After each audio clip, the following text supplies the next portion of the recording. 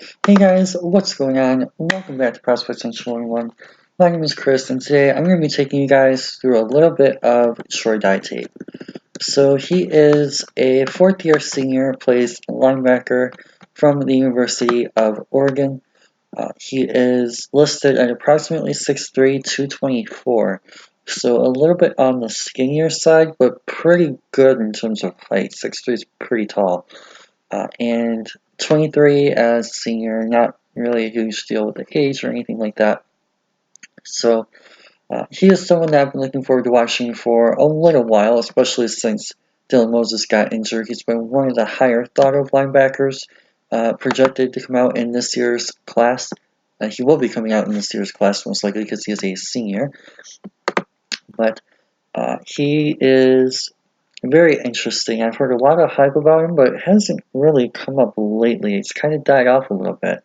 So I'm interested to see how he looks in 2018 compared to how he looked against Auburn in 2019 and see if there's possibly a reason why that has been happening. So with that being said, let's get into, I guess we'll start with the Stanford tape from last year.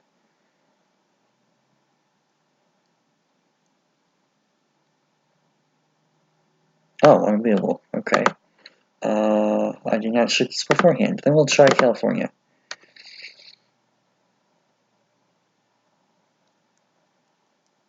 And apparently that's unavailable. Okay. Well, I guess this is just going to be a quick look, and we'll take a look at Auburn. And, okay, good. This one seems to be up.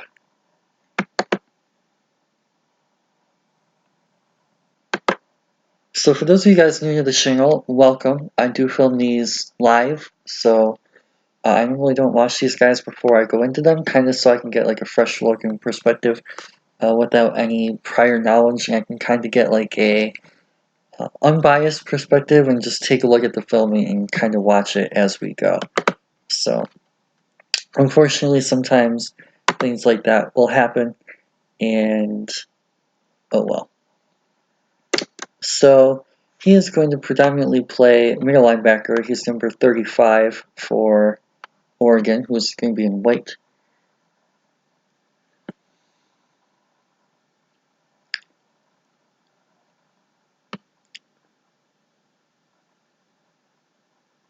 Okay, nice burst. I really like his get off. He's not really going to be an edge player per se, but obviously a lot of teams do use linebackers in blitzes. So there will be occasions where he will end up having to blitz, and he shows here that he can do that pretty effectively. Relatively uncovered, but still good on his part to utilize that burst and quickness right off the line. And you really get to see that nice first step. It's really great bursting acceleration.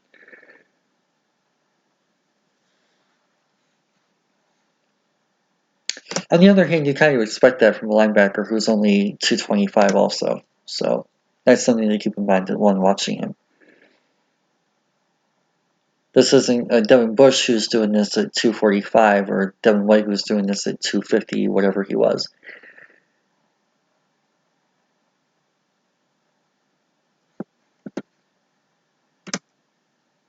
Okay, so he just keeps the gap and gets the outside, right? Not a huge deal. Nice. So good gap integrity here. I really like how he's able to make this play underneath and let's trust his guy on the force. He just holds the edge really nice and ends up making the tackle as a result. That's good gap integrity on his part. Okay, so he's definitely active as a pass rusher. And coverage here, possibly? Nope, zone. Nice sell, though. I like how he motions with the receiver. Ends up dropping, and then it's at this point that he communicates effectively with the outside defender, the perimeter defender on the play. And it's good communication as well.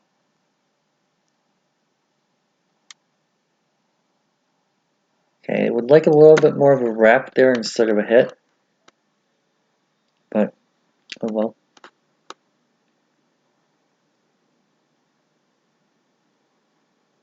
Okay, nice gap integrity on his part. I like how he was able to hold here.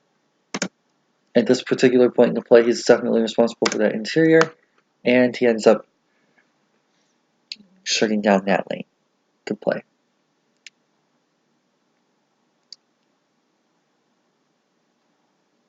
Okay,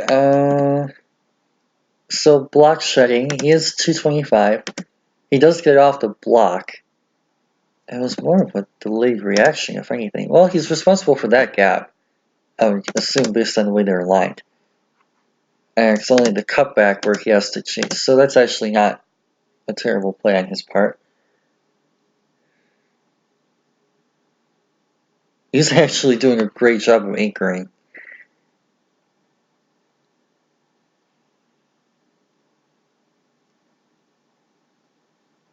Same thing, he's actually doing a really nice job of anchoring for a guy who's relatively undersized weight-wise.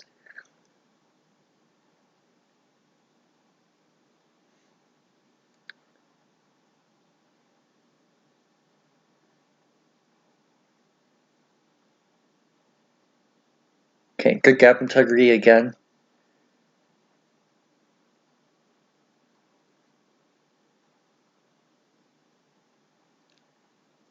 Same thing, nice job shedding the block. So it's not really his block shedding that needs a lot of work. That was not ideal.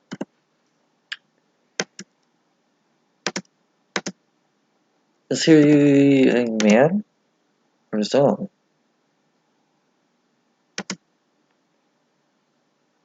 Because at first it looks like he's reading this back. He has his eyes in the backfield. Like almost as if he's supposed to be covering the running back. But then he takes the wheel route. So it's kind of hard to say exactly who that play was on, but based on the way that looks, that's probably not a good look for Troy Dye. That's nice though. That was a great play. I like how he sniffs through this traffic. He does a great job of avoiding that block, avoiding the outside block, and then getting in to make the tackle behind the line. That's a really nice play.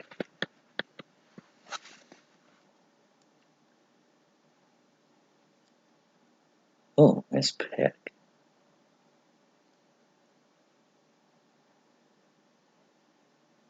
Nice block shot and nice tackle. He's been pretty solid so far in terms of, oh, that's definitely offsides. He's done a pretty nice job so far in terms of run defending. I just would like to see a little bit more in terms of covering.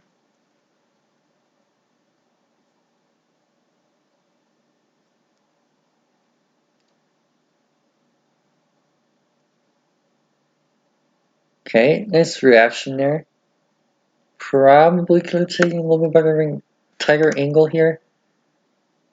No, he's probably getting blindsided. So yeah, that was a good decision on his part.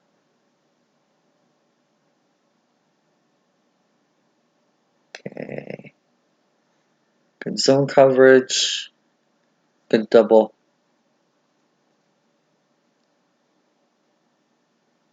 Nice burst off the line.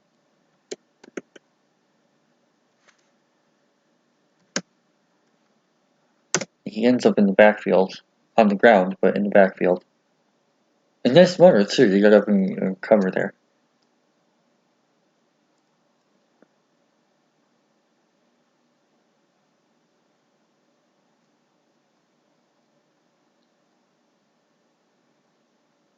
Okay, man coverage on the running back.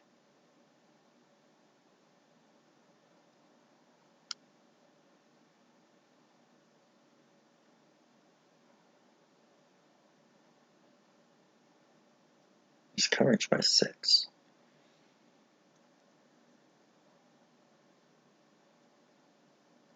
Look to be zone coverage again.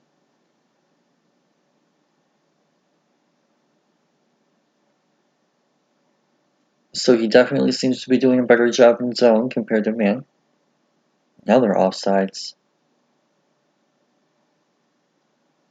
Though he does seem to be able to man up running backs, so that's a positive.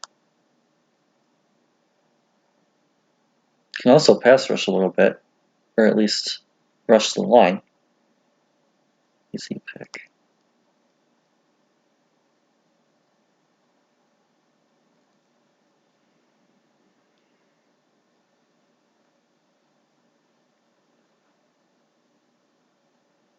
Okay, man coverage on the running back again. Good contain work.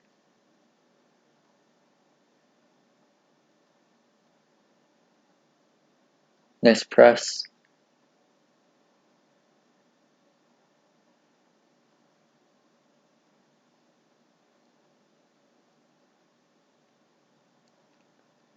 Contain, probably.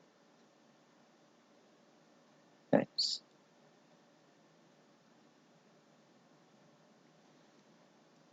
Same thing. Nice job reading the screen.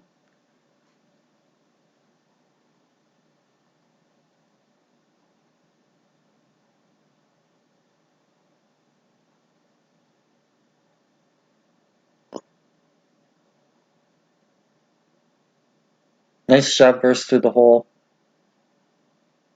Affects the play.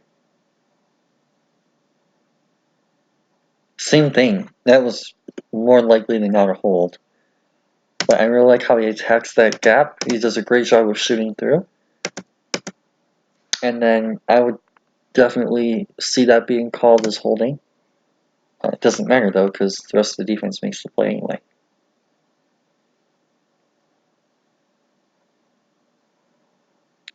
Get off, nice shed.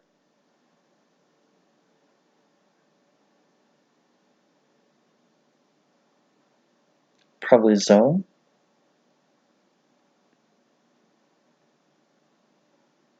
Okay. Held his gap.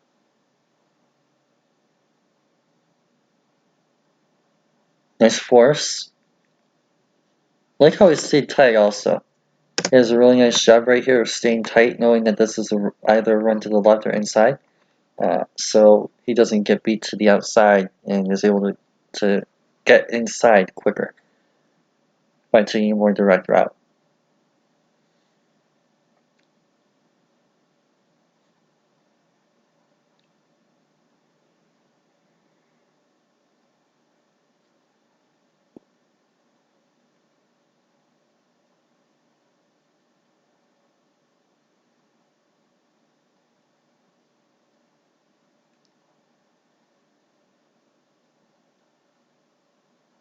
Like the patience, and it works out. He just does a really nice job of reading the play, keeping the middle in check here, and he's able to shoot through this gap. It opens up and make a nice hit. I like his discipline. He's not overly aggressive in a good way. Nice tackle there too.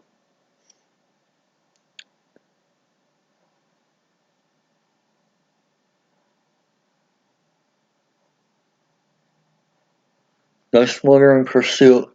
He does a really nice job of chasing down this running back. I really like how he got around this block too.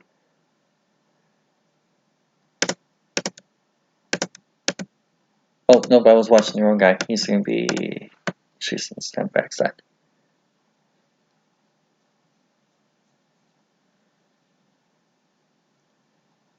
Nice job sniffing through the traffic.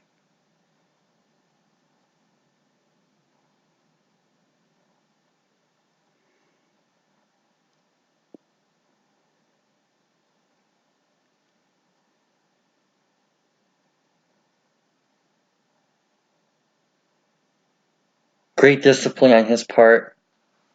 I really like how he plays this gap.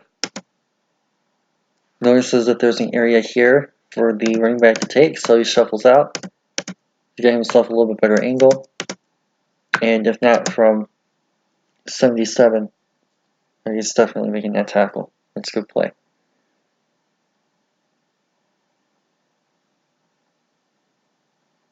Nice short attempt there.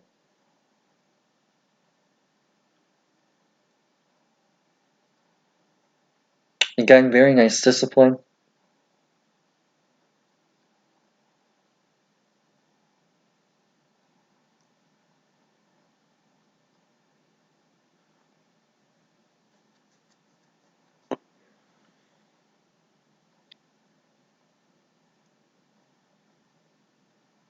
Okay, so man coverage is not a strong suit. Nice drive. Pretty good job moving the blocker there.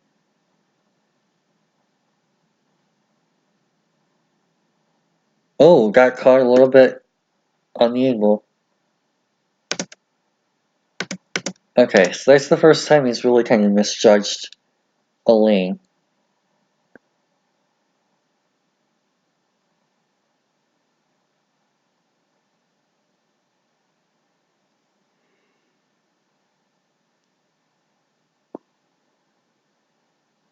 Okay, looked like he was in man coverage almost on this reverse, or at least responsible for covering the perimeter.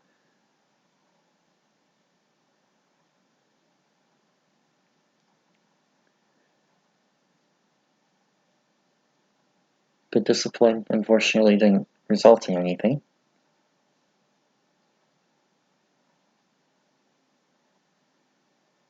Nice power on his part. He was the last guy to get moved back.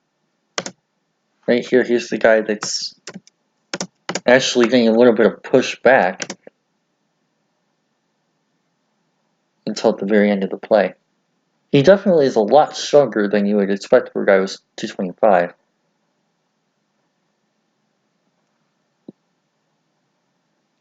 Zone coverage, probably not the best concept for Malzahn there, though. Two guys in the same spot.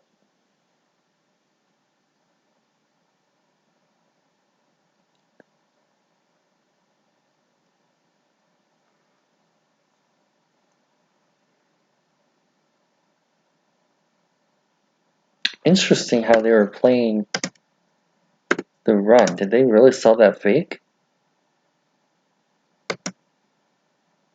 No, they just brought heat.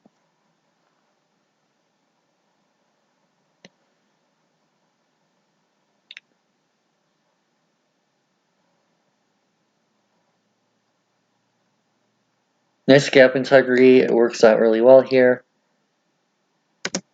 Boom. Has help from the force defender here so they can play edge. And he does exactly that. It's a nice play. Nice gap discipline. Good job recognizing where the hole was also.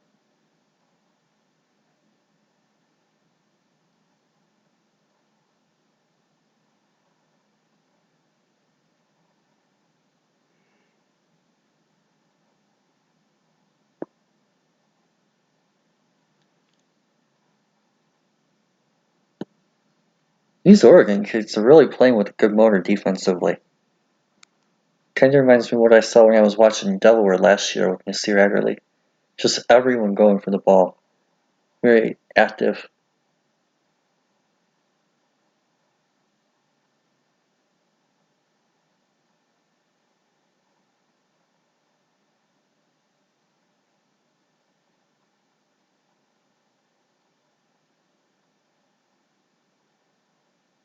Okay, zone. Good zone beater there. Oh, pressure. Oh, it's touchdown pass. So, unfortunately, that will be the only game that we have to watch of Dai for now. Hopefully, more tape will come out before the draft and we'll be able to come back and revisit. But for now, I'm just going to go over a couple of my observations for him so far and what we were able to see in that particular game. Overall, a couple of things that stood out while I'm waiting for this to load. The athleticism is definitely there. You're probably going to have to ask him to put on probably 10 to 15 pounds. At least most teams probably will. So that's something that you're going to have to keep in mind when you view that. And hopefully he comes into the combine and ends up doing that in March. But for now, that was Auburn 19. And here are our categories, or well, I should say my categories. This is my database. The other one was done, while I'm on this topic, the other one here is done by Mark Jarvis. So props to him. These obviously aren't my grades. I go over those at the end of every video. But he does a great job of organizing the tape for us, getting the measurements in the schools and all that good stuff. So really appreciate all the work that he puts in for the JACK community in organizing this and putting this all together for us. Go check that out on his Twitter as well if you get the chance. But here is mine, and I'm going to go over my individual grades and categories. This is the linebacker category, the first one of the year. So the first one is tackling. He did a pretty good job with that for the most part. I believe he had 1 or 2 misses, so I'm going to keep him at an 8 for now. But I do think that he has the potential to develop in that area, and especially when he gets more consistent with the wrapping technique, that he will continue to develop there. Athleticism, I'm not going to go with a 10 simply because he's a little bit small right now. So I'm only going to go with a 9 in that particular category at the moment. If he is still athletic in March when he's up to 245-ish, maybe, if he decides to go that route, which he probably should and will, then we can come back and revisit that later. But for now, I'm going to stick to a 9. This is positioning and gap discipline. So this is an area that I'm going to go with a 10. He had the 1 missed gap on the 1 long run, but otherwise, through the 1 game that we've seen so far, he has done very, very good in that particular area. He's doing a great job of staying in position, staying disciplined, and recognizing where the lanes are. So big fan of him in that particular category. Pass rushing. Another area where he doesn't necessarily have the move set yet developed, so he's not going to be like an edge rusher type of guy. He definitely has the burst to the bend, the ability to win and create pressure. So with that in mind, I'm going to go a little bit high here with a 9, because moveset is probably one of the easier things to develop, especially for a linebacker. Just get them with NFL coaching, and especially teams who have linebackers that need to rush a lot, they'll have coaches who will be able to help teach and develop those moves. So a little bit of projection there, but I'm pretty optimistic that you can turn that athleticism and burst and speed and quickness, even if he decides to put on weight into some productive pass rushing. So good category there. Man coverage, on the other hand, not impressed at all yet. Of course, that was only 1 game. Pretty good team. Very early in the season as well, so there could have been a scheme thing working out as well, but definitely not showing a lot in that particular area through that 1 specific game that we just watched. Zone coverage, again, not a whole lot of reps, so I'm going to stick with the base 8 for now. Did look pretty decent. He did seem to be aware in zone. He did a pretty nice job of recognizing when guys entered and left, all that good stuff. So I feel pretty decent about giving him an 8, which is like a first roundish kind of grade. I don't think that's too overly positive. Block shedding, I'm actually going to go with a 9 again, especially for a guy his size. That'll only get better as well. So that's definitely a positive option for him so far also, and I really, really like where he's at in that particular area of his game so far too. So really impressed in that area. Versatility. So this is obviously a very broad category to some extent on purpose. I kind of left it broad because versatility is kind of dependent on what you're looking for versatile-wise. Versatility can mean the ability to do all 4 phases, whether that be run defense, pass rush, man coverage, zone coverage. It can also be versatility in role. For example, can you play inside and out? Can you play force and edge? Can you do a variety of things? Can you be a signal caller? All that kind of stuff. So I kind of left it a little bit vague on purpose, just because versatility is by definition a bit broad, especially in terms of football. So for now, I'm going to go with a 9. I think that he showed the ability to be a 3-down linebacker with his coverage ability and his athleticism and pass rushing ability, plus how sound he was against the run for most of that game. So for now, I'm going to leave that as a 9 in that particular regard. That's something that could easily change though, as more and more tape comes out. Awareness and play rec. Kind of different than positioning and gap discipline, because gap discipline and positioning is mainly run oriented, mainly focusing on the run aspect of that, whereas awareness and play recognition is going to be more of the passing mental traits that you're going to be looking for. So recognizing play action, recognizing different route concepts, recognizing when guys leave and enter zone also kind of fits into that aspect as well at times. So that's something that you can look to, I guess, differentiate those two categories. But for now, I was also pretty pleased with how he did in that particular category, so I'm going to go with an 8. The man coverage grade kind of hurts that a little bit, and he wasn't elite in zone, so that might be a little bit low. But I do think that he has a lot of potential and upside to develop into that category, especially with longevity and once he gets the scheme going and all that kind of stuff. Linebackers, especially, it might take a couple of weeks, even more so if you're a signal caller. So, like for a guy like Devin Bush, right, in Pittsburgh, I haven't really been paying too much attention to Pittsburgh football, but it wouldn't surprise me if he was struggling a little bit early simply because he is a signal caller. He is the main guy in the middle of that defense.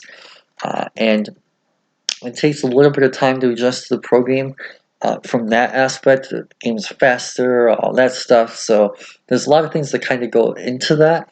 But once you get into year 2, year 3, you're kind of up to that speed. As a Lions fan, I got to see that with Jarrad Davis, right? Jarrad Davis's rookie year, he was athletic coming out of Florida a couple years back. He was very, very agile and quick and definitely had the speed aspect even that you wanted to see from linebacker. In fact, I actually kind of think of Troy Dye similarly to Jarrad Davis. Now that I think about it, they're very similar. Jarrad a little bit heavier, but anyway, going back to the main point, with linebackers, they're going to take a year or two to kind of develop and get used to the play speed and really, especially your single colors, get that knowledge of scheme, where they have to be, what they have to do on a given play, and for more complex schemes, even more so. So, depending on where he ends up landing, he could get a big year quicker than he could in another place. So that's something to keep in mind with all these linebackers that we're going to be watching over the course of the year, and we'll touch more on that in April when we go into the post-draft coverage and all that kind of stuff too. So miscellaneous is basically anything like for those of you guys who watch the other videos, that would be character. Is he a captain? Bonus points. Any durability issues we need to be aware of that would take off points. Is he a multi-year starter, especially for quarterbacks, which he actually is a 4-year starter. So props to him for that. All that kind of stuff kind of goes into miscellaneous. Anything that isn't touched on, if there's a guest on the channel that we want to ask, that brings up another point that we didn't necessarily talk about, that'll go into miscellaneous as well. So for now, I do like that he's a 4-year starter, definitely experienced, senior year. Haven't heard of anything issues-wise, so I'm going to go with a 9 in that category, simply because 10 is mainly reserved for like captains, community leaders, and all the above and beyond stuff. So I'm going to go with a 9, which is still pretty solid. Overall, I'll say the base is probably an 8, so that's +1, +3, +4, +2, +3, +4, +5. So it's an 85, which is a borderline first round grade under my updated system. On the other hand, it's still a pretty solid one. So, as you guys can tell, I was, based on that one game alone, oops, I'm supposed to do it here. Based on the one game alone, I was pretty impressed with what we were able to see from him so far.